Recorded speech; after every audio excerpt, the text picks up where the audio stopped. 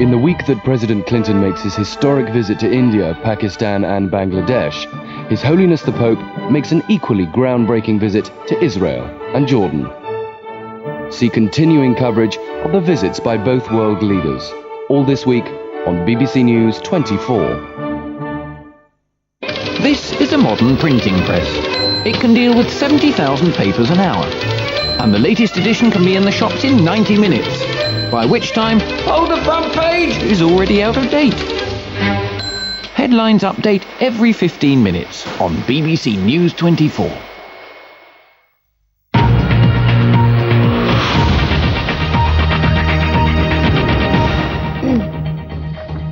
Good morning, this is BBC News 24. I'm Janet Barry. The headlines at 1:30.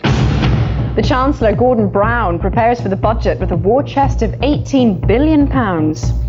The house where children died in what a police officer called the worst case of neglect he'd seen. And Britain's banks are accused of widespread overcharging in a hard-hitting report. The Chancellor, Gordon Brown, will spend the morning putting the final touches to his budget speech, and he's plenty of scope to be generous. It's thought his war chest contains as much as £18 billion. A penny off income tax would only cost him £2.5 billion. But it's also thought he won't be giving much of it away. More cash floating about would allow inflation to creep back into the economy and force up interest rates. Here's a summary of what we can expect and what we know will happen already. The Chancellor's kept most of the budget close to his chest, but it's the war chest that's attracted more interest.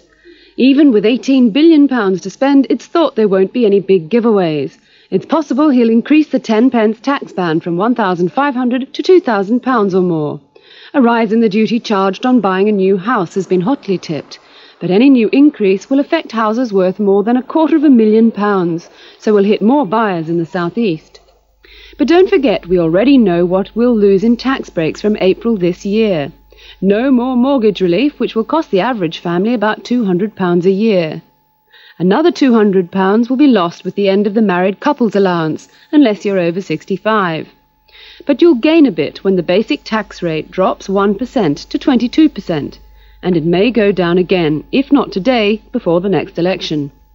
Next year, the children's tax credit will give £416 back to families with one or more children on less than £38,000 a year. Smokers will be relieved that cigarettes won't go up by much more than inflation, and a crackdown on smuggling of both cigarettes and alcohol is promised. The Chancellor's also pledged to keep any rises in the cost of fuel to a minimum. It's been flagged as a budget for enterprise and will no doubt have a strong business theme. But if the tax burden is to fall, there needs to be at least £3 billion worth of cuts, regardless of what tomorrow's headlines say. Virginia Eastman, BBC News.